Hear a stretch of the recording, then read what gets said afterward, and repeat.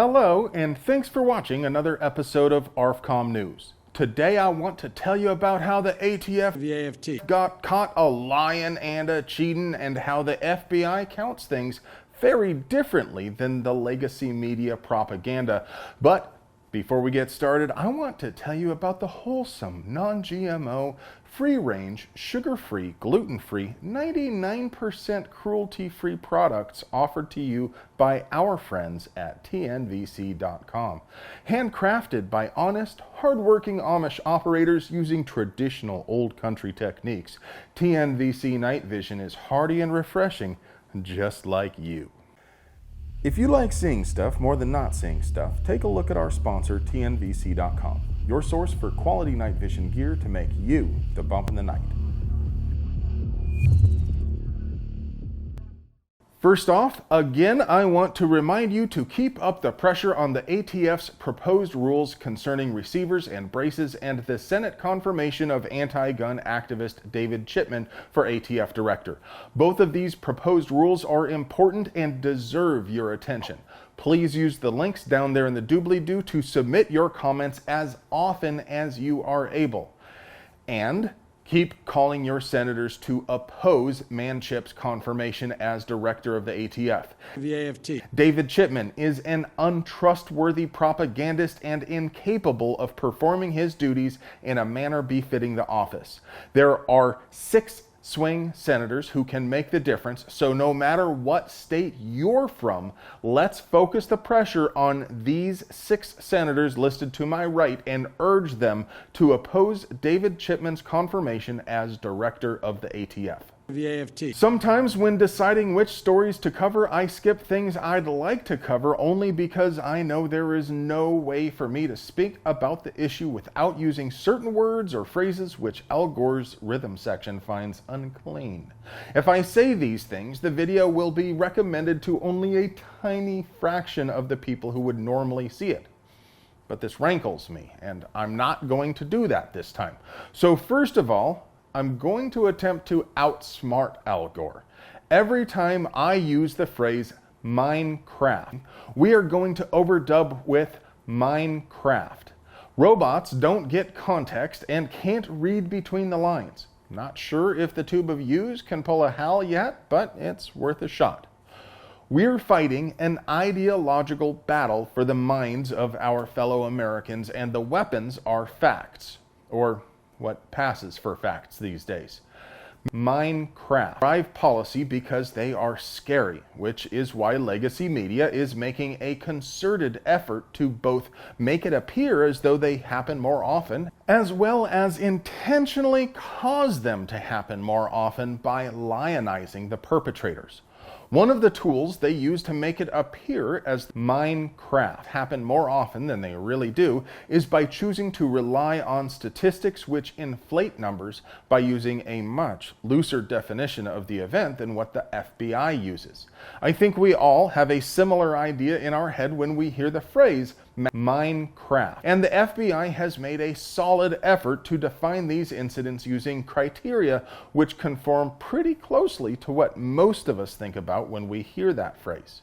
Most notably, they disregard any events which involve gangs or drugs.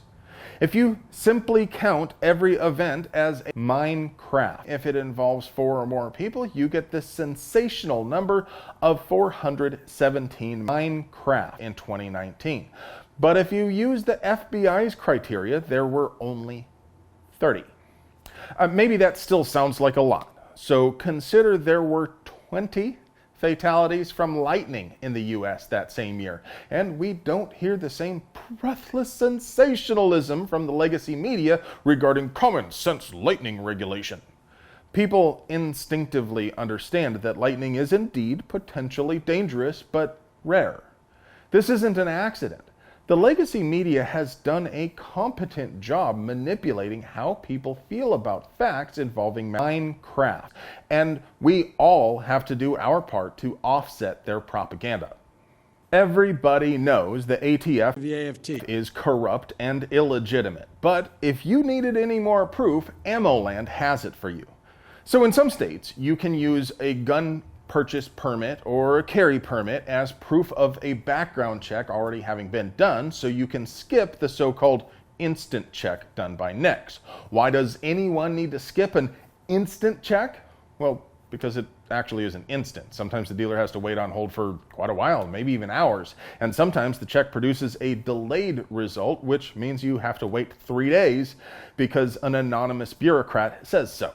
Theoretically, it gives the government more time to research a sketchy file. But they almost never find sufficient reason to deny a sale after delaying someone.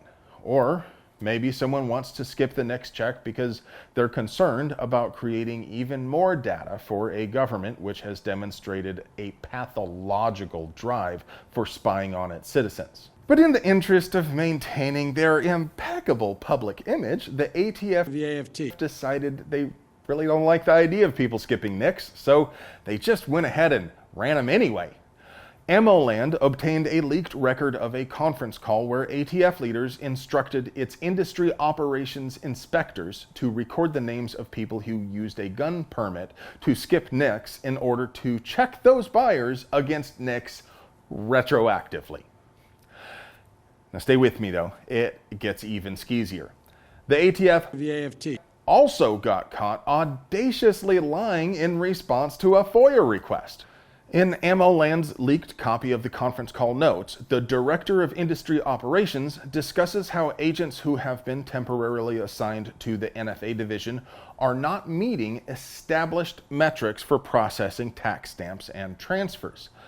But the call notes don't mention what those metrics actually are. So, attorneys Stephen Stambolia and Robert Olson filed separate FOIA requests, with the former asking for specific metrics for the NFA division and the latter asking for notes from the conference call. The ATF claimed no such metrics existed, and they provided a transcript of the conference call with a reference to those metrics redacted. Bear in mind, AMOLand already had the unredacted notes, so we know these metrics do exist, and now we can see they intentionally redacted the part where the metrics were mentioned. I believe that regardless of where you stand on any particular issue, we can all at least agree at this point that our government is in dire need of transparency, right? Do you have any ideas on how we could bring more transparency and accountability to the ATF? The AFT. Comment below. Well, friends, that's all I have for you today. I hope you enjoy watching these things because I sure like making them for you. Hey kids, do you want to get email alerts for the best deals, projects we're working on, and the hottest stuff you missed on the ARFCOM forums? You bet you do. So go ahead and hit the Linktree link down there in the description and sign up for our newsletter. And remember, our robot overlords in the tube of yous know what we want better than we do for ourselves, so they routinely unsubscribe viewers from channels like our own, which could contain wrongthink. That makes puppies cry, and Captain America is very disappointed, so don't forget to check every now and then just to be sure you're still subscribed to us, and make sure you ring that notification bell to stay in the know on all the 2A news. If you want to help us keep bringing you banger content like this, please support the folks who support us. Not only does TNVC.com give you night vision with that cool, refreshing, never bitter taste that goes down smooth, they also have mounts, lights, and all sorts of other gear to make you the bump in the night. I love you.